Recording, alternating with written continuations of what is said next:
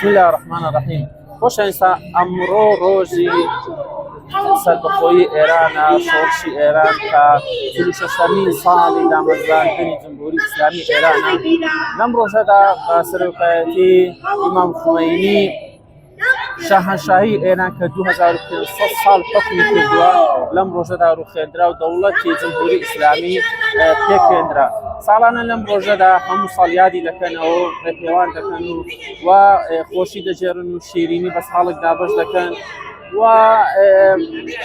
خەڵکی ئێران کوتاتی مەرگ بەر ئیسرائیل، مەرگ بەر ئەمریکا دەڵێنەوە و هەموو خۆشی دەجێڕن، هەموو شادن بە هاتنی حکومەتی جمهوری ئیسلامی ئێران.